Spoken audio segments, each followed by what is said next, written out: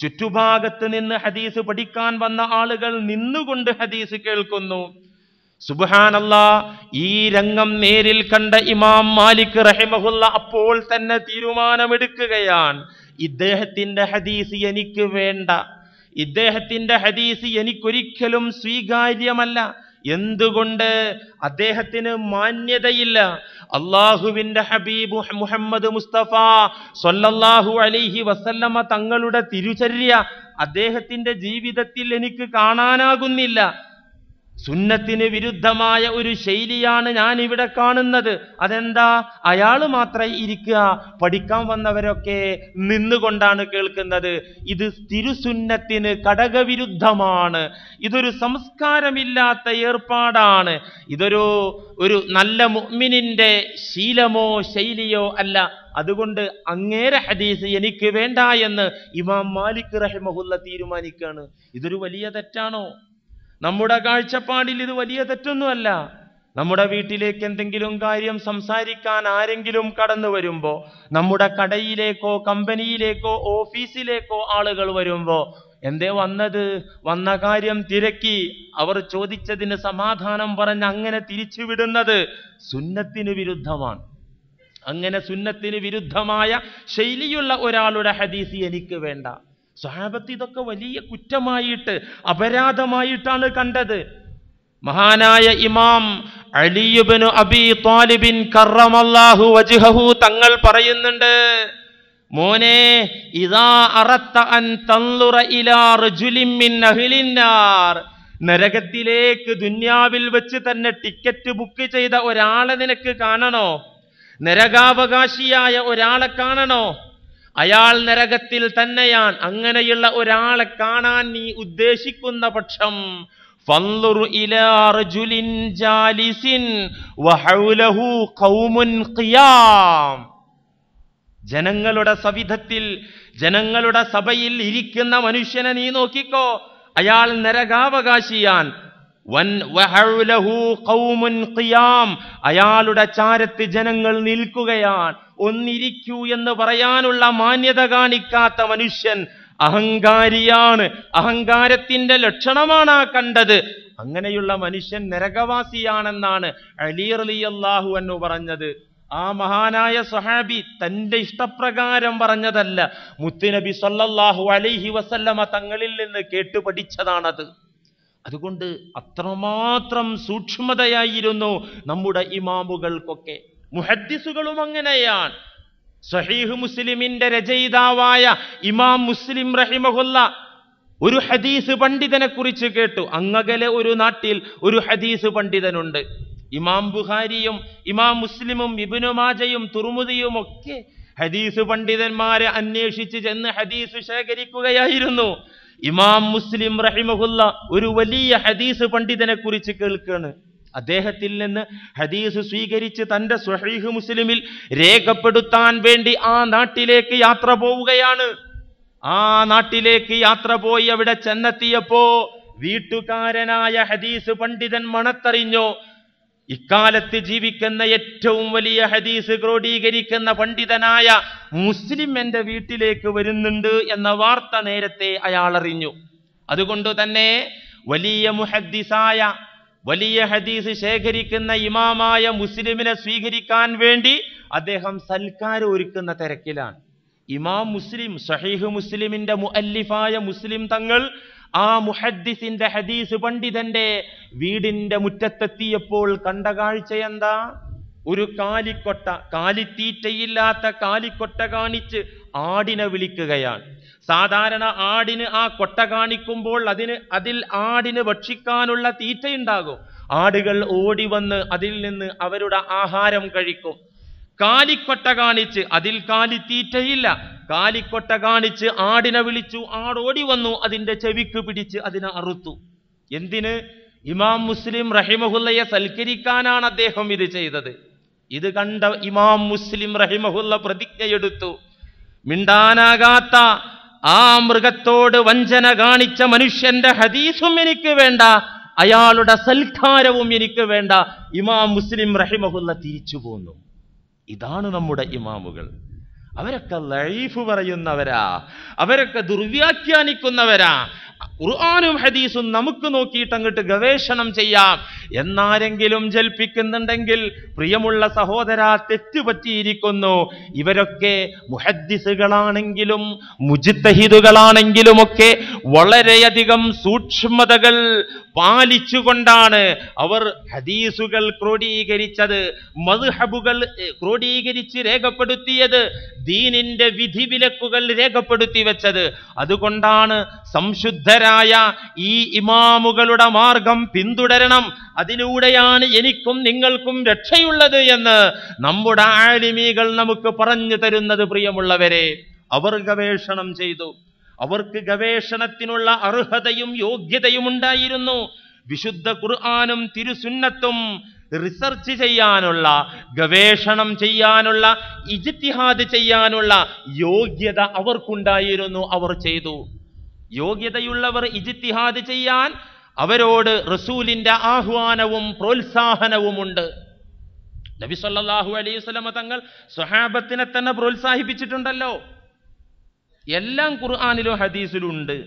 എന്നാൽ പച്ചക്ക് എല്ലാവർക്കും നോക്കി അതിൽ നിന്ന് വിധിവിലക്കുകൾ കണ്ടെത്താൻ സാധിക്കില്ല. എല്ലാം ഉണ്ട്. തിബിയാനല്ലി കുല്ലി ഷൈ, അങ്ങനെയല്ലേ അള്ളാഹു ഖുർആനിനെ പരിചയപ്പെടുത്തിയത്? തിബിയാനല്ലി കുല്ലി ഷൈ, തിബിയാനല്ലി കുല്ലി ഷൈ. ഈ IT യുഗത്തിൽ, ഇൻഫർമേഷൻ ടെക്നോളജിയുടെ യുഗത്തിൽ അതേക്കുറിച്ചുള്ള പരാമർശവും ഉണ്ടാകണം. എന്തുകൊണ്ട്? തിബിയാനല്ലി കുല്ലി ഷൈ, എല്ലാ വസ്തുക്കളെ കുറിച്ചും വിവരണം ഈ വേദഗ്രന്ഥത്തിലുണ്ട് എന്ന് പറഞ്ഞത് ഖുർആൻ തന്നെയാണ്. പക്ഷേ എല്ലാം എല്ലാവർക്കും പച്ചക്ക് കണ്ടെത്താൻ സാധിക്കുകയില്ല. അതുകൊണ്ട് എന്ത് നടക്കണം? ഗവേഷണം നടക്കണം, ഇജ്തിഹാദ് നടക്കണം. മുത്ത് റസൂൽ സല്ലല്ലാഹു അലൈഹി വസല്ലമ തങ്ങൾ ഗവേഷണം ചെയ്യാൻ സ്വഹാബത്തിനെ പ്രോത്സാഹിപ്പിച്ചു.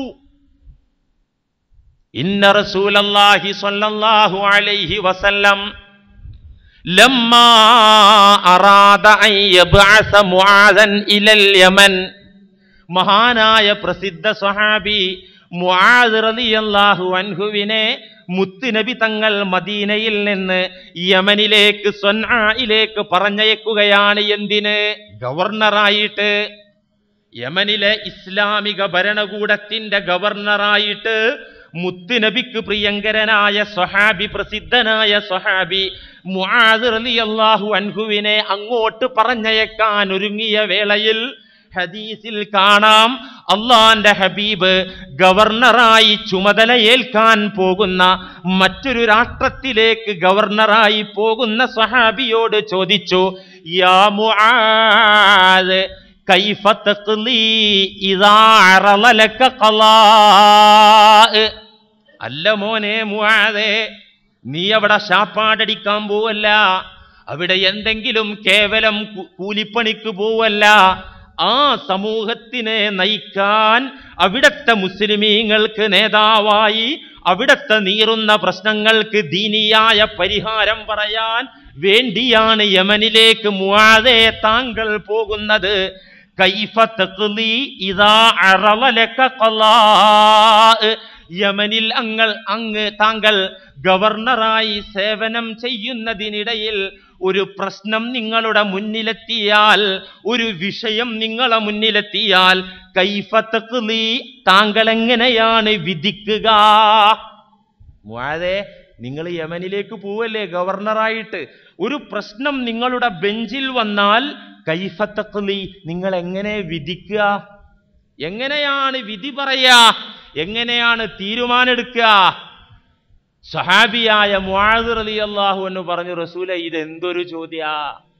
ഖാല അഖ്ലീ ബി കിതാബില്ലാഹ്. എന്താ നബിയേ സംശയം? അവിടെ ഒരു വിധിയിറക്കേണ്ട ഘട്ടം വന്നാൽ, എന്റെ ബെഞ്ചിലൊരു പ്രശ്നം വന്നാൽ, അഖ്ലീ ബി കിതാബില്ലാഹ്, എല്ലാം വ്യക്തമാക്കി തന്ന അള്ളാന്റെ കിതാബ് നമ്മുടെ കയ്യിലില്ലേ ഹബീബേ, ആ ഖുർആൻ അടിസ്ഥാനത്തിൽ ഞാൻ വിധിക്കും നബിയേ. ഫഖാല റസൂലുള്ളാഹ്, മുത്തുനബി അടുത്ത ചോദ്യം ചോദിച്ചു, മുആദേ മോനെ, ഫഇല്ലം തജിദ് ഫീ കിതാബില്ലാഹ്, അല്ലാഹുവിന്റെ കിതാബിൽ അതിനുള്ള വിധി താങ്കൾക്ക് കാണാനായില്ലെങ്കിൽ.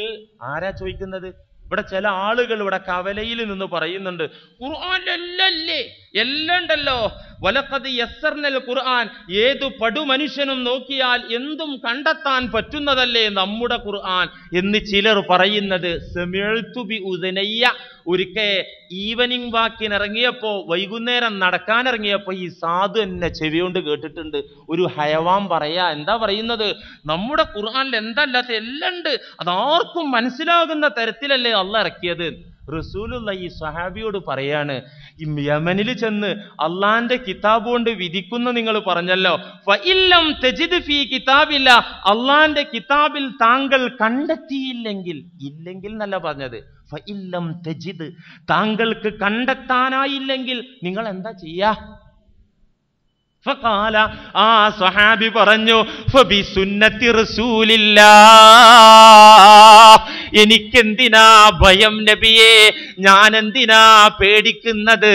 അപ്പോൾ അള്ളാന്റെ ഖുർആനിൽ ഞാൻ കണ്ടിട്ടില്ലെങ്കിൽ ആ ഖുർആന്റെ വിശദീകരണമായ തിരുനബിയുടെ സുന്നത്തനുസരിച്ച് ഞാൻ വിധിക്കുമല്ലോ നബിയേ. ഖുർആനിൽ ഞാൻ എൻ്റെ വിധി കണ്ടില്ലെങ്കിൽ ഞാൻ സുന്നത്ത്, റസൂലുള്ളാഹിന്റെ സുന്നത്തനുസരിച്ച് വിധിക്കും. ഫഖാല, ലോകത്തിന്റെ ഗുരു നമ്മുടെ മുത്തുനബി ആ സ്വഹാബിയോടൊപ്പം അടുത്ത ചോദ്യം ചോദിക്കുകയാണ്, മുആദേ, ഫഇല്ലം തജിദ് ഫീ സുന്നത്തി റസൂലില്ലാഹ് വലാ ഫീ കിതാബില്ലാഹ്, അല്ലാഹുവിന്റെ കിതാബിലും എൻ്റെ സുന്നത്തിലും നിനക്ക് വിധിക്കാനുള്ള വിധിക്ക് വേണ്ട ഉത്തരം നിങ്ങൾ കണ്ടെത്തിയില്ലെങ്കിൽ പിന്നെന്ത് ചെയ്യും മുആദേ? മനസ്സിലാവുന്നുണ്ടോ നിങ്ങൾക്ക്? ആരോടാ ചോദിക്കുന്നത്? റസൂലിന്റെ സഹവാസം കിട്ടിയ, പതിറ്റാണ്ടുകൾ ഒരുപാട് വർഷം മുത്തുനബിയുടെ കൂടെ നടന്നിട്ട്, മദീന പള്ളിയിലെ ജമാഅത്തുകളിൽ പങ്കെടുത്ത്, മുത്തുനബിയുടെ തിരുനാവിൽ നിന്ന് വിശുദ്ധ ദീനിന്റെ ഉലൂമുകൾ നേരിട്ട് ലൈവായി കേട്ട് പഠിച്ച പ്രസിദ്ധ സ്വഹാബി മുആദിനോടാ ചോദിക്കുന്നത്, അള്ളാന്റെ കിതാബിൽ നിന്നും എൻ്റെ സുന്നത്തിൽ നിന്നും നിങ്ങൾക്ക് വിധിക്കാനുള്ള മറുപടി കണ്ടെത്താനായില്ലെങ്കിൽ. എന്താ അതിന്ന് മനസ്സിലാകുന്നത്? സ്വഹാബികൾക്ക് പോലും കണ്ടെത്താൻ പറ്റാത്തതുണ്ടാകും. ഇതല്ലേ ബുദ്ധിയുള്ള ചോറ് തിന്നുന്ന ഞാനും നിങ്ങളും മനസ്സിലാക്കേണ്ടത്. എല്ലാവർക്കും കണ്ടെത്താൻ പറ്റൂല. നിങ്ങൾക്ക് ഹദീസിൽ നിന്നും അള്ളാന്റെ കിതാബിൽ നിന്നും കണ്ടെത്താനായില്ലെങ്കിൽ പിന്നെ എന്താ നിങ്ങൾ ചെയ്യുക? ഇന്നത്തെ പോലെയാണെങ്കിൽ മൊബൈലിൽ വിളിക്കും നബിയെ, ഞാൻ കുടുങ്ങിയപ്പ, ഞാനൊക്കെ ഇപ്പം അങ്ങനെയല്ലേ. ഈ ഫറായിൽ എന്ന് പറഞ്ഞൊരു മസല ഉണ്ട്, അനന്തരാവകാശ നിയമം, വളരെ ടഫ് സബ്ജക്റ്റ് അത്. എൻ്റെ പിതാവ് ഒരു ബാക്കവിയാണ്, ഒരു 10-40 കൊല്ലം ഒരു പള്ളിയിൽ ഖാദിയായിട്ടൊക്കെ ജോലി ചെയ്ത ആളാണ് എൻ്റെ ഉപ്പ. എൻ്റെ ഉപ്പ എന്നോട് പറഞ്ഞത്, ഇതേ ഉളുമുറിയുന്ന മസാലയൊക്കെ ചോദിച്ചാൽ ഫത്തുൽ മീൻ നോക്കിയിട്ടാണ് പറഞ്ഞു കൊടുത്തേക്ക്, കുഴപ്പമില്ല. പക്ഷേ സ്വത്ത് ഊരി വെക്കുന്ന മസാല വന്നാൽ ഉടനെ എന്നെ ഫോൺ ചെയ്യണമെന്ന് പറഞ്ഞല്ലോ ഉപ്പ, നീ നോക്കണം, നോക്കിയിട്ട് കിതാബിൽ നിന്ന് ഉത്തരം കണ്ടെത്തിയിട്ട് ഞാനുമായിട്ട് കൂടി ആലോചിച്ചാട്ടേ പറയാവൂ. കാരണം ഇതിൽ കുറച്ച് തഴക്കും പഴക്കമൊക്കെ വേണം, എന്നാലത് പറയാൻ പറ്റുള്ളൂ. എന്നാൽ തന്നെ ഇത്തരം വിഷയം വരുമ്പോൾ ഞാൻ ഈ വിനീതം ചെയ്യൽ അതാണ്. അറിവുള്ളവരോട് ചോദിക്കും, എടുത്തു ചാടിയിട്ട് വെറുതെ അലാക്കിൽ വീഴണ്ടല്ലോ. അപ്പോ അന്ന് യമനിൽ നിന്ന് മദീനയിലേക്ക് മൊബൈലിൽ വിളിക്കാൻ മാർഗമല്ലല്ലോ. അങ്ങനെയാണെങ്കിൽ മുആദ് എന്ന സ്വഹാബി എന്താ പറയാ? അപ്പൊ വിളിക്കും, ഞാൻ ടെലിഫോൺ വിളിക്കും നബിയെ. അത് പറയാൻ വയ്യല്ലോ, അന്ന് ടെലിഫോൺ കണ്ടെത്താത്ത കാളവണ്ടിയുടെ ചക്രം കണ്ടിട്ടില്ല അന്ന്. അങ്ങനത്തെ കാലാണത്. എന്താ കിതാബിലും ഹദീസിലും സുന്നത്തിലും കണ്ടില്ലെങ്കിൽ എന്താ ചെയ്യാ മുആദേ? ഫഖാല, സ്വഹാബി പറഞ്ഞു, യമനിലേക്ക് ഗവർണറാകാൻ പോകെ ഒരുങ്ങി നിൽക്കുന്ന സ്വഹാബി പറഞ്ഞു, അജ്തഹിദു റഈയാ റസൂലല്ലാഹ്, എൻ്റെ മുന്നിൽ വന്ന പ്രശ്നത്തിന് ഉത്തരം നേർക്ക് നേരെ ഖുർആനിൽ എനിക്ക് കാണാനായില്ലെങ്കിൽ, അങ്ങയുടെ തിരുസുന്നത്തിൽ കണ്ടെത്താൻ എനിക്ക് സാധിച്ചില്ലെങ്കിൽ, അജ്തഹിദു റഈ, ഖുർആനിൽ നിന്നും തിരുസുന്നത്തിൽ നിന്നും എനിക്ക് ലഭിച്ച അറിവ് കൊണ്ട് ഞാൻ ഗവേഷണം ചെയ്യും നബിയേ, ഞാൻ ഇജ്തിഹാദ് ചെയ്യും നബിയേ, എന്നിട്ടവരോട് മറുപടി പറയും നബിയേ, വിധി ഞാൻ പുറപ്പെടുവിക്കും നബിയേ. ഇത് കേട്ടപ്പോ ഇമാം അബൂ ദാവൂദ് ഉദ്ധരിച്ച ഹദീസിൽ കാണാം, അള്ളാന്റെ റസൂല് സന്തോഷം കൊണ്ട് ഫളറബ റസൂലുള്ളാഹി സ്വല്ലല്ലാഹു അലൈഹി വസല്ലമ സ്വദ്റഹു. ഈ മുആദ് എന്ന സ്വഹാബിയുടെ നെഞ്ചത്ത് ഓമനിച്ചൊരു കൊട്ടുകൊട്ടിയിട്ട് പറഞ്ഞു, അൽഹംദുലില്ലാഹ് അല്ലദീ വഫഖ റസൂല റസൂലില്ലാഹ് ലിമാ യർലാ ബിഹി റസൂലുള്ളാഹ്. അള്ളാന്റെ റസൂലിന് അള്ളാഹ് തൗഫീഖ് ചെയ്തു. അതാരാ? റസൂല് മുഹമ്മദ് നബിയാണ്. ആ റസൂലിന്റെ റസൂല് ദൂതനാരാ? ഈ മുന്നിൽ നിൽക്കുന്ന മുആദ്. അദ്ദേഹമല്ലേ റസൂലിന്റെ ദൂതനായിട്ട് യമനിലേക്ക് പോകാൻ ഒരുങ്ങി കുപ്പായിട്ട് നിൽക്കുന്നത്. റസൂലിന് തൗഫീഖ് നൽകി. എന്തിന്? ലിമാ യർലാ ബിഹി റസൂലുള്ളാഹ്. അള്ളാന്റെ റസൂലായ എന്നെ സന്തോഷിപ്പിക്കുന്ന, അള്ളാന്റെ റസൂലായ മുഹമ്മദായ എന്നെ സന്തോഷിപ്പിക്കാൻ ഈ ദൂതന് പറ്റിയല്ലോ. കാരണം കറക്റ്റാണ് ആ മറുപടി. അറിയാത്ത കണ്ടെത്താത്ത വിഷയത്തിൽ ഇജ്തിഹാദ് ചെയ്യുക, ഗവേഷണം ചെയ്യുക. അങ്ങനെ ഗവേഷണം ചെയ്യുമ്പോൾ ആ ഗവേഷണത്തിൽ ശരിയായാൽ ഒരു കൂലി, ശരിയായാൽ 2 കൂലി. ഖുർആനിലും ഹദീസിലും ഒരു മതനിയമം, ഒരു പ്രശ്നത്തിന്റെ പ്രതിവിധി പച്ചക്ക് കാണാതിരിക്കുമ്പോൾ ഗവേഷണം ചെയ്യുക. ഗവേഷണം ചെയ്യുമ്പോൾ ഗവേഷണത്തിൽ ശരിയായാൽ 2 കൂലി, തെറ്റിപ്പോയാലോ 1 കൂലി. ആ ഗവേഷണത്തിൽ തെറ്റിയാൽ തന്നെ 1 കൂലിയാ. ഡോക്ടർ ചികിത്സിക്കും രോഗിയുടെ സുഖട് മാറിയാലും മാറിയില്ലെങ്കിലും ഡോക്ടർക്ക് ഫീസ് കിട്ടൂലേ? കിട്ടും, കൊടുക്കണത് അല്ലേ? ശരിയായാൽ 2 നേട്ടം. ഈ രോഗിയുടെ ഒരു സംതൃപ്തിയും ഡോക്ടർക്ക് കിട്ടും അല്ലേ? അത് വലിയൊരു കാര്യമാണല്ലോ. ഈ സംതൃപ്തി പണത്തേക്കാൾ വലുതാണ്. കൂലി ഏതായാലും കിട്ടും. ഇതുപോലെ ഇതാരാ പറഞ്ഞത്? റസൂലുള്ളാഹി സ്വല്ലല്ലാഹി അലൈഹി വസല്ലം പറഞ്ഞു. ബുഖാരിയും മുസ്ലിമും ഉദ്ധരിച്ച മുത്തഫഖുൻ അലൈഹിയായ ഹദീസിൽ കാണാം, ഇദാ ഹക്കമൽ ഹാകിമു ഫജ്തഹദ വഅസാബ. ഒരു ഗവേഷകൻ ഗവേഷണം ചെയ്തൊരു വിധി പുറപ്പെടുവിച്ചു. വഅസാബ, അതിൽ സത്യത്തോടുകൂടെ വിധി വന്നത്, യഥാർത്ഥത്തോട് യോജിക്കുന്ന വിധിയാണ് വന്നത്. ഫലഹു അജ്റാനി. അങ്ങനെ വിധി പുറപ്പെടുവിച്ച മുജ്തഹിദിന് 2 കൂലിയുണ്ട്. വഇദാ ഹകമ വജ്തഹദ വഅഖ്തഅ. ഒരു ഗവേഷകൻ ഗവേഷണത്തിന് ഖുർആനിലും ഹദീസിലും ഗവേഷണം ചെയ്യാൻ യോഗ്യതയുള്ള ഒരു ഇമാം ഗവേഷണം ചെയ്തു. വഅഖ്തഅ, തെറ്റിപ്പോയി, ഗവേഷണത്തിൽ തെറ്റിപ്പോയി. എന്നാൽ ഫലഹു അജ്റുൻ വാഹിദുൻ. തെറ്റിയാലും ആ മുജ്തഹിദിന് 1 കൂലിയുണ്ടെന്ന് ഖാല റസൂലുള്ളാഹി റവാഹുൽ ബുഖാരി വ മുസ്ലിം. അപ്പോൾ ഖുർആനും ഹദീസും വെച്ച് ഗവേഷണം ചെയ്യുക. ഗവേഷണം ചെയ്ത് ശരിയായാൽ 2 കൂലി, തെറ്റിപ്പോയാലോ 1 കൂലി. ഇത് കേട്ട പാതി കേൾക്കാത്ത പാതി എല്ലാവരും തീരുമാനമെടുക്കണ്ട. ഇത് ലാഭ കച്ചവടമാണല്ലോ. തെറ്റിയാലും 1 കൂലില്ലേ? ശരിയായാലും ഇരട്ട കൂലിയാണ്. എന്നാൽ നമുക്കൊന്ന് നോക്കിക്കളയാം. മുസാഫ് എടുത്തിട്ട് മറിക്കുക. മറിച്ചാലും ഇപ്പൊ ഇത് തിരിയില്ലല്ലോ, ഇത് നമ്മളെ ഭാഷയല്ലല്ലോ. മലയാളത്തിൽ ഇമ്മിണി പരിഭാഷകൾ വന്നിട്ടുണ്ടല്ലോ, ഒത്തിരി പരിഭാഷകൾ വന്നിട്ടുണ്ടല്ലോ. അതിങ്ങോട്ട് എടുത്തു വെച്ചിട്ട് ഇങ്ങോട്ട് ഗവേഷണം നടത്തുക. തെറ്റിയാലും എന്താ 1 കൂലി ഉണ്ടെന്നല്ലേ ബുഖാരി മുസ്ലിം ഉദ്ധരിച്ച ഹദീസിലുള്ളത്. നമുക്ക് നോക്കുക എന്നാരും തീരുമാനിക്കണ്ട. കാരണം എന്താ? ഈ മുത്തഫഖുൻ അലൈഹിയായ ഹദീസിന്റെ ആശയം ഇമാം മുസ്ലിം റഹിമഹുല്ല ശറഹ് മുസ്ലിമിൽ പറയുന്നുണ്ട്. ഇതിന്റെ അർത്ഥം നേർക്കുനേരെ ഹദീസിന് അർത്ഥം വെച്ച് പോകാൻ പറ്റൂല. അതാണ് ഈ പ്രശ്നം മുഴുവൻ വരുന്നത്. ഈ ഹദീസിന്റെ ആശയം ഇമാം നവവി റഹിമഹുല്ല ശറഹ് മുസ്ലിമിൽ പറയുന്നുണ്ട്.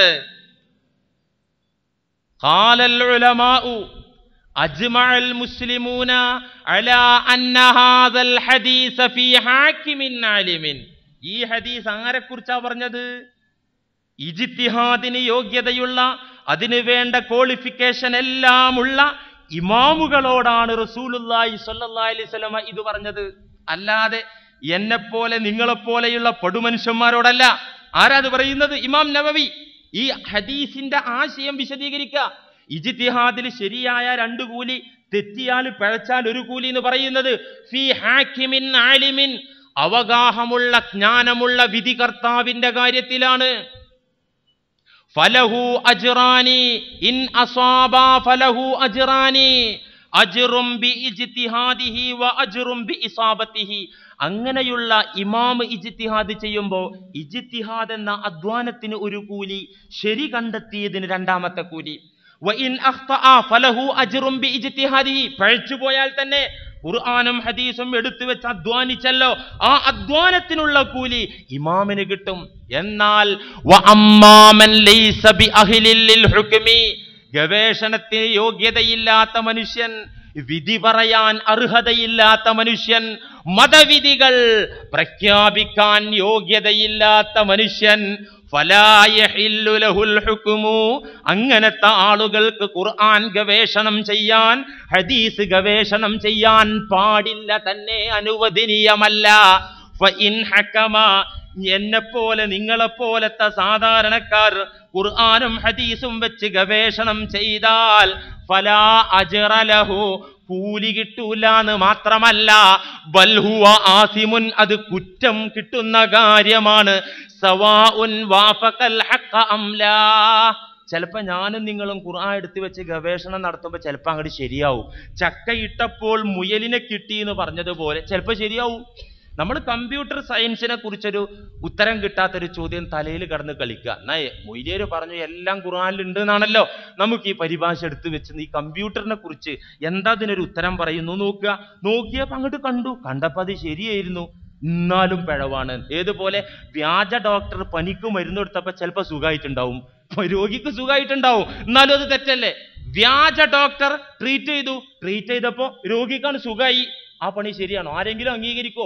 പോലീസ് പിടിച്ച് കൂട്ടിലിടുക അയാളെ.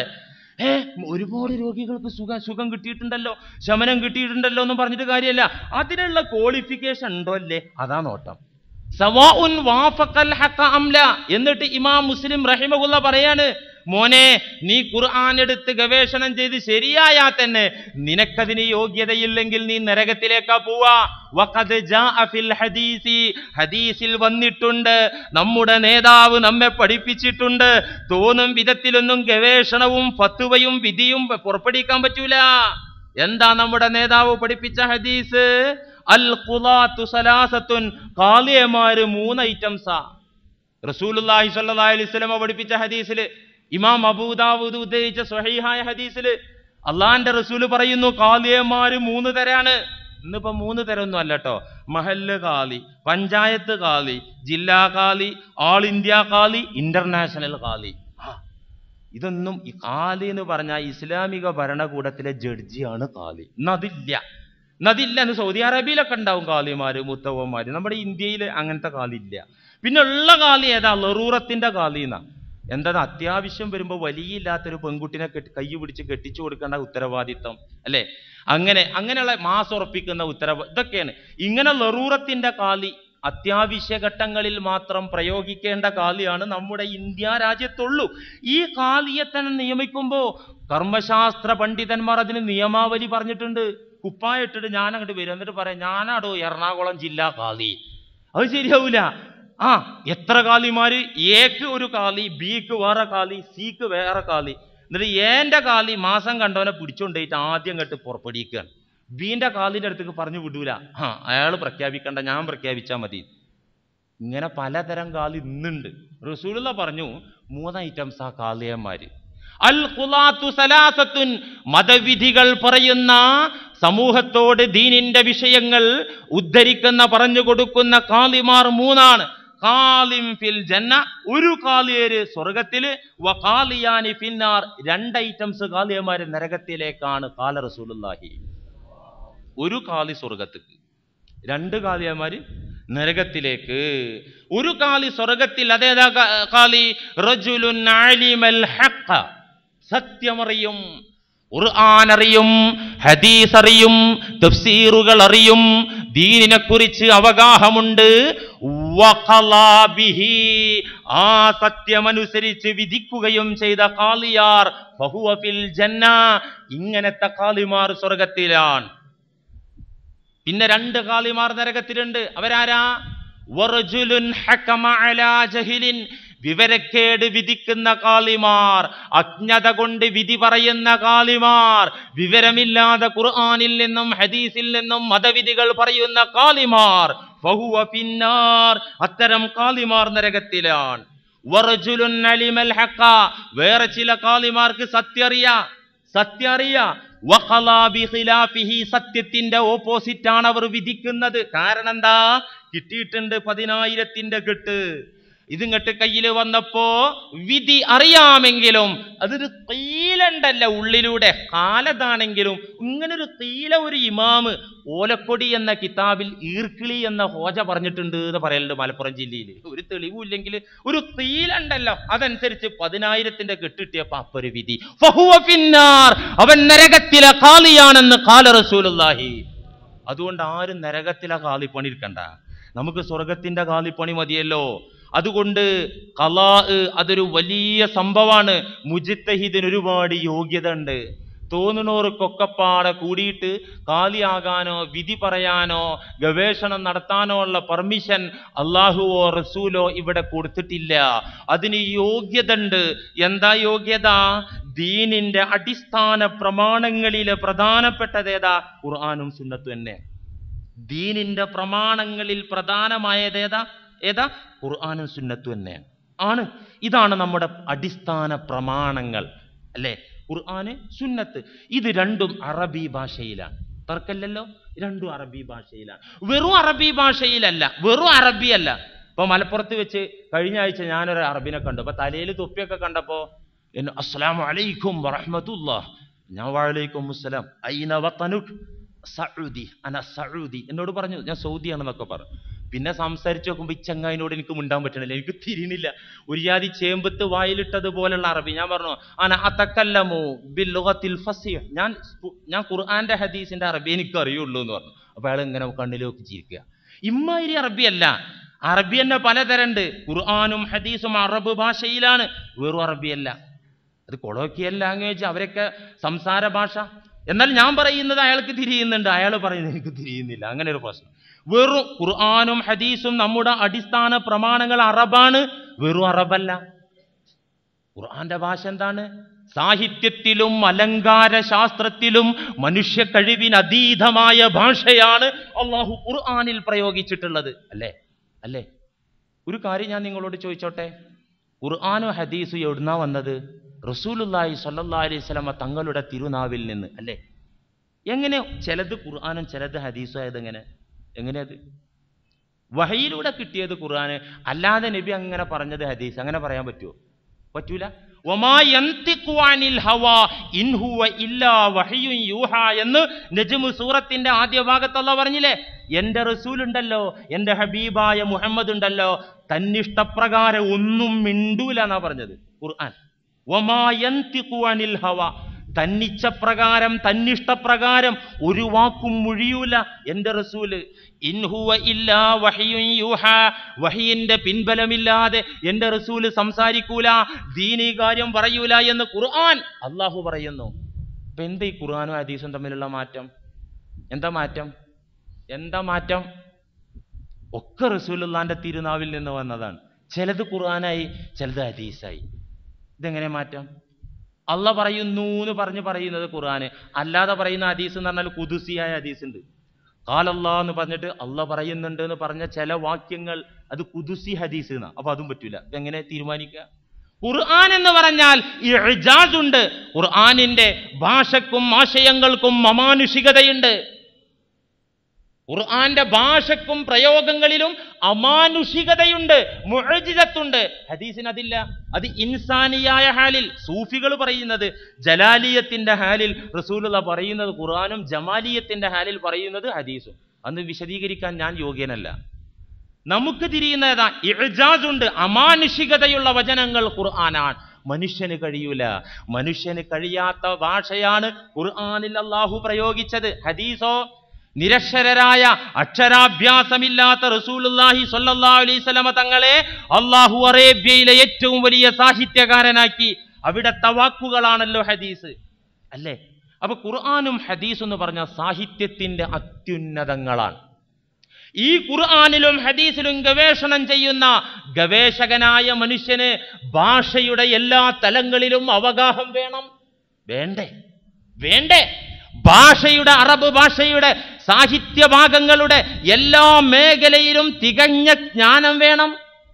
നഹ്വ് അറിയണം, സർഫ് അറിയണം, ഇൽമുൽ മആനി, ഇൽമുൽ ബയാൻ, ഇൽമുൽ ബദീഅ്, ഇതൊക്കെ ഭാഷയെക്കുറിച്ച് പറയുന്ന ഇൽമുകളാണ്. അതിപ്പോൾ എന്താണെന്ന് ഇപ്പം നിങ്ങളോട് പറയേണ്ട കാര്യമില്ല. ഇതൊക്കെ പള്ളി ദർസിലോ കോളേജിലോ ശരീഅത്ത് കോളേജിലൊക്കെ പോയി പഠിക്കണം. ഭാഷ പഠിക്കുന്ന വിജ്ഞാന ശാഖകളാണ് ഇതൊക്കെ. ഇതറിയണം. ഇതറിഞ്ഞാലാണ് ഖുർആന്റെ ആശയം തിരിയുള്ളൂ. അറബ് ഭാഷയിൽ ഫാഇലിന്റെ ഇറാബ് റഫ്ആണെന്ന് പോലും പഠിക്കാത്ത സാധു യുവാവാണ് ഇന്ന് ഖുർആൻ ഗവേഷണത്തിനിറങ്ങിയത്. വല്ലാത്ത വിരോധാഭാസം.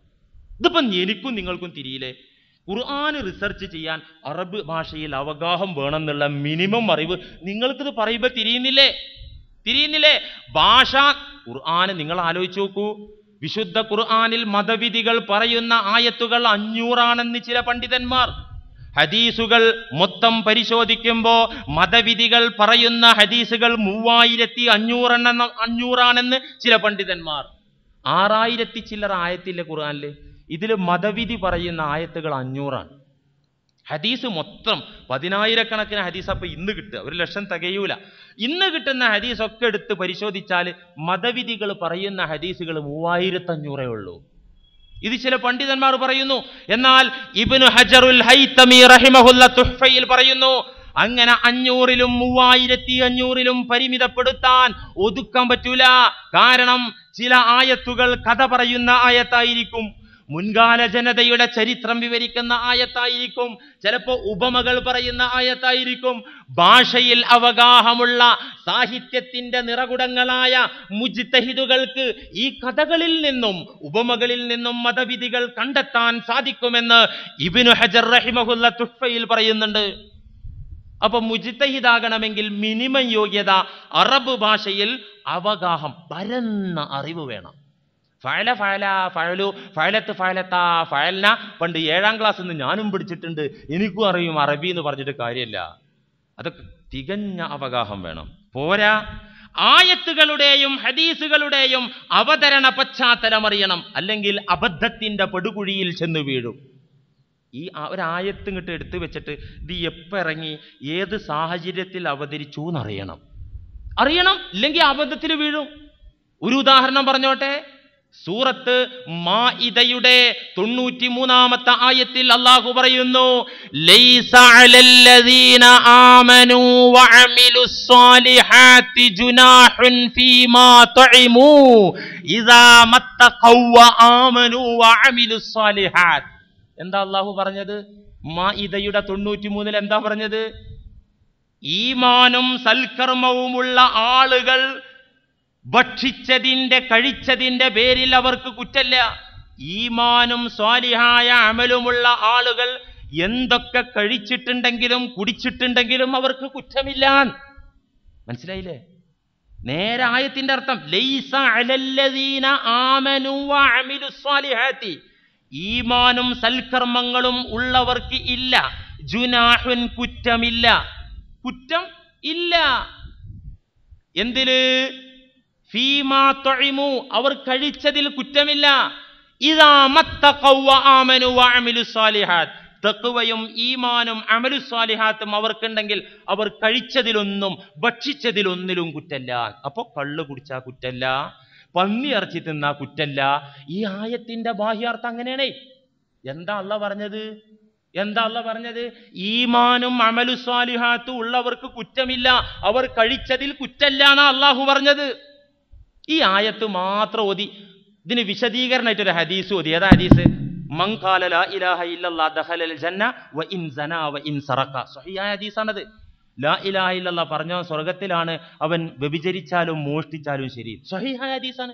ഈ ആയത്തിന് വിശദീകരണം കണ്ടോ എന്നും പറഞ്ഞിട്ട് എനിക്ക് ഈമാനും ഉണ്ട്, ഞാൻ 5 നേരം നിസ്കരിക്കുന്നുണ്ട്, ഹജ്ജിന് പോയിട്ടുണ്ട്, ഉംറക്കും പോയിട്ടുണ്ട്, കുഴപ്പമില്ല, അടിക്ക, ആയത്ത് തെളിവുണ്ട്. ബാഹ്യാർത്ഥം അങ്ങനെ തന്നെയാണ് ബാഹ്യാർത്ഥം. എന്നാൽ എന്താ ഇതിന്റെ അവതരണ പശ്ചാത്തലം അറിയുമ്പോഴേ തിരിയുള്ളൂ ഇതിന്റെ ആശയം. എന്താ അവതരണ പശ്ചാത്തലം? കള്ളുടിച്ചിൽ കുഴപ്പമില്ല എന്ന് തന്നെയാണ് അല്ലാഹു ഈ ആയത്തിൽ പറയുന്നത്. എന്താ പറയുന്നത്? കള്ളു, ഈമാനും തഖ്വയുള്ള ആളുകൾ കള്ളു കുടിച്ചതിൽ കുഴപ്പമില്ല, അതെന്നെ. എങ്ങനെ? വിശുദ്ധ ഇസ്ലാമിന്റെ പ്രഖ്യാപനം വന്നു, കള്ളുകുടി പൂർണ്ണമായി വിലക്കിക്കൊണ്ടുള്ള വചനം ഇറങ്ങി. മാത്രമല്ല, റിജ്സും മിൻ അമലി ശൈത്വാനി ഫജ്തനിബൂഹു ലഅല്ലകും തുഫ്ലിഹൂൻ, ഇത് പിശാചിന്റെ മൂത്രമാണ് ഈ മദ്യം എന്ന് പറഞ്ഞാൽ അവന്റെ കുതന്ത്രങ്ങളുടെ മാലിന്യമാണ് മദ്യമെന്ന് പറഞ്ഞാൽ ഫജ്തനിബൂഹു ലഅല്ലകും തുഫ്ലിഹൂൻ, വിജയം വേണോ എല്ലാവരും കള്ളുകുടി നിർത്തിക്കോളൂ. ഈ പ്രഖ്യാപനം വന്നപ്പോ, ഖണ്ഡിതമായി മദ്യം നിരോധിക്കപ്പെട്ടപ്പോ സഹാബത്ത് പേടിച്ചു. എന്താ സഹാബത്തിന്റെ പേടി? പടച്ചോനെ, ഞങ്ങളൊക്കെ ഈ സാധനം ടാങ്കിനകത്ത് ഫുള്ളാക്കിയവരാ.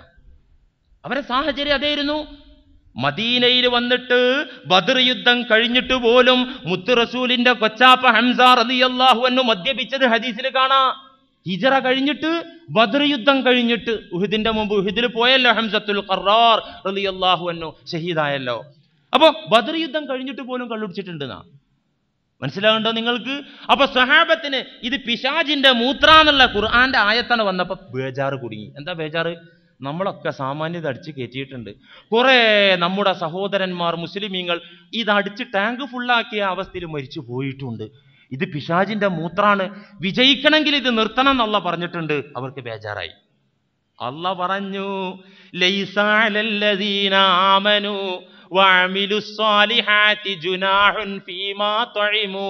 നേരത്തെ ഡ്രിങ്ക് അടിച്ചു പോയ ആളുകൾ ഈമാനും സൽക്കർമ്മങ്ങളും ഉള്ളവരാണെങ്കിൽ ഇദാ മത്തഖൗ വആമനു വഅമിലുസ്സാലിഹാത്ത്, തുടർന്നുള്ള ജീവിതത്തിൽ തഖ്വയും സൂക്ഷ്മതയും ഈമാനും സൽക്കർമ്മങ്ങളും ഉണ്ടെങ്കിൽ അടിച്ചുപോയ മദ്യത്തിന്റെ കാര്യത്തിൽ, ഇത് വിലക്കപ്പെടുന്നതിന്റെ മുമ്പ് കുടിച്ചുപോയതിന്റെ കാര്യത്തിൽ കുറ്റമില്ല. അങ്ങനെ മരിച്ചുപോയ സ്വഹാബത്തിന് കുറ്റമില്ല. ഇത് എവിടുന്നാ തിരിഞ്ഞത്? ഇങ്ങനൊരു അർത്ഥമൊക്കെ ഇതിനുണ്ട് എന്ന് എവിടുന്നാ തിരിഞ്ഞത്? തഫ്സീറിന്ന് തിരിഞ്ഞു. ഏതാ തഫ്സീർ? നാലിലൊരു മദ്ഹബിന്റെ ഇമാമുകളെ തഖ്ലീദ് ചെയ്ത പിന്തുടർന്ന മുഫസ്സിറുകളുടെ കിതാബിൽ നിന്നാ നമുക്കിത് കിട്ടിയത്. അപ്പൊ മദ്ഹബില്ലാതെ ഖുർആന്റെ അർത്ഥം പോലും തിരിയൂല എന്നപ്പി പറഞ്ഞു വന്നതിന്റെ ആകത്തുക. എത്ര ഉദാഹരണം ഉണ്ട്! ഇത് ഒന്നു മാത്രല്ലേ അല്ലേ? സൂറത്ത് അൻആമിന്റെ 145 കാണാൻ വേറൊരായത്ത്, ഇഷ്ടം പോലെ ആയത്തുണ്ട്. നേർക്ക് നേരെ ആയത്തിന് അർത്ഥം വെച്ചു പോയാൽ പഴക്കും, ഒരു തർക്കുമില്ല. ഖുൽ ലാ അജിദു ഫീമാ ഊഹിയ ഇലയ്യ മുഹറമാ. നബിയെ അങ്ങ് പ്രഖ്യാപിക്കണം, ലാ അജിദു ഫീമാ ഊഹിയ ഇലയ്യ മുഹറമാ, എനിക്ക് വഹി തന്നതിൽ, വഹി ലഭിച്ചതിൽ ഹറാമായത് 4 വസ്തുക്കൾ മാത്രമാണ്. ഇല്ലാ അൻ യകൂന മൈതതൻ ഔ ദമൻ മസ്ഫൂഹൻ ഔ ലഹ്മ ഖിൻസീർ. നബിയെ അങ്ങ് സമൂഹത്തോട് ഉറക്കെ പറയാ. എന്താ പറയേണ്ടത്? ഭക്ഷ്യവസ്തുക്കളിൽ, ഷാപ്പാട് ഐറ്റംസിൽ ഹറാമായത് 4 മാത്രാണ്. ഏതാ 4? മൈതതൻ ശവം, ഔ ദമൻ മസ്ഫൂഹ ഒഴുക്കപ്പെട്ട രക്തം, ഔ ലഹ്മ ഖിൻസീർ പന്നിയിറച്ചി, അല്ലാഹു അല്ലാത്തവരുടെ പേരിൽ ശബ്ദമുയർത്തി അറുക്കപ്പെട്ട, വിഗ്രഹങ്ങൾക്ക് വേണ്ടി ബലി കഴിച്ച മൃഗങ്ങൾ. ഇത് മാത്രാണ് നിഷിദ്ധമായ ഫുഡ് എന്ന് ഉറക്കെ പറയൂ. ഖുർആന്റെ നേരർത്ഥം അതാണ്. ഏതൊക്കെ നിഷിദ്ധമായ ഹറാമായ ഫുഡ്? ഏതൊക്കെ? ശവം, പിന്നെ രക്തം, പിന്നെ പന്നിയിറച്ചി, അല്ലാഹ് അല്ലാത്തവരുടെ പേരിൽ ശബ്ദമുയർത്തി അറുക്കപ്പെട്ട, വിഗ്രഹങ്ങളുടെ പേരിൽ നേർച്ചയാക്കി അറുക്കപ്പെട്ട 4 കാലികൾ മൃഗങ്ങൾ. ഇതല്ലാത്ത ഒന്നും ഹറാമില്ല എന്നാ പറയുന്നത്. ഖുൽ പറയുക, ലാ അജിദു ഫീമാ ഊഹിയ ഇലയ്യ, എനിക്ക് വഹി കിട്ടിയതിൽ ഞാൻ കണ്ടിട്ടില്ല, മുഹറമൻ ഹറാമായിട്ട് കണ്ടിട്ടില്ല, ഈ 4 ഒഴിച്ച് വേറൊന്നുമില്ല. അപ്പൊ മനുഷ്യനെ തിന്നാം, നായയെ തിന്നാം, പാമ്പിനെ തിന്നാം, എലിയെ തിന്നാം, കഴുതയെ തിന്നാം എന്ന് വന്നു. ഖുർആന്റെ നേരർത്ഥം നോക്കിയാൽ വന്നു. കാരണം ഇത് 4 തിന്നരുത് എന്ന് പറഞ്ഞ് അള്ളാഹു നിർത്തിയിട്ടില്ല. ഇത് 4 തിന്നാൻ പാടില്ല എന്ന് പറഞ്ഞ് നിർത്തിയാൽ വേറെ ചിലതുണ്ടെന്ന് മനസ്സിലാക്കാം. അള്ളാഹ് പറഞ്ഞത് ഹറാമായ ഫുഡ് ഈ 4 മാത്രമാണെന്നാ പറഞ്ഞത്. അങ്ങനെയാണ് ആയത്തുള്ളത്, അങ്ങനെ തന്നെ ആയത്തുള്ളത്. അപ്പൊ മനുഷ്യനെ തിന്നാ, പാമ്പിനെ തിന്നാന്ന് വന്നില്ലേ? എന്നാ അങ്ങനെ ആരെങ്കിലും ഇന്നോളം പറഞ്ഞിട്ടുണ്ടോ? പിന്നെ എന്താ ഇതിന്റെ അർത്ഥം? ഇമാമുന ഷാഫി റഹിമഹുല്ല, നമ്മുടെ മദ്ഹബിന്റെ ഇമാമായ ഇമാം ഷാഫി ഇതിന്റെ അർത്ഥം പറയുന്നുണ്ട് റഹിമഹുല്ല. എങ്ങനെ അർത്ഥം? ഖുർആനിന്റെ സംബോധിതരായ മുശ്രിക്കുകൾ മർക്കട മുഷ്ടിക്കാരാ. അള്ളാഹു ഹലാലാക്കിയ ഹലാലുകളെ അവർ ഹറാമാക്കി, അള്ളാഹ് ഹറാമാക്കിയതിനെ അവർ ഹലാലാക്കി. അങ്ങനെ ഫുഡ് ഐറ്റംസിൽ അള്ളാഹ് ഹറാമാക്കിയ ഈ 4 സാധനങ്ങൾ മൂക്കറ്റം അടിച്ചു കയറ്റിയിട്ട് അവർ പറഞ്ഞു ഇത് മാത്രാണ് ഹലാല്, ഇത് മാത്രാണ് ഹലാല്. ഖുർആനിന്റെ ഓഡിയൻസായ മുശ്രിക്കുകൾ ഈ 4 നിഷിദ്ധമായ അള്ളാഹു ഹറാമാക്കിയ 4 വസ്തുക്കൾ മൂക്കറ്റം ഭക്ഷിച്ചിട്ട് പറഞ്ഞു, ഇത് മാത്രമാണ് തിന്നാൻ പറ്റുന്നത്. അള്ളാഹു അവരുടെ ഭാഷയിൽ തന്നെ അവർക്ക് അടി കൊടുക്കുകയാണ്. അവരെ ഭാഷയിൽ തന്നെ, എനിക്ക് വഹയി കിട്ടിയതിൽ നിങ്ങൾ ഈ മൂക്കറ്റം തിന്ന് ഹലാലാക്കിയ 4 സാധനം ഉണ്ടല്ലോ, അത് മാത്രം ഹറാമുള്ളത്. അവർക്ക് മറുപടി കൊടുക്കുന്ന രംഗാണ് എന്നല്ലാതെ മൗക്കൂലാത്തിന്റെ ഫുഡിന്റെ ബാബു പറയല്ല ഖുർആന്.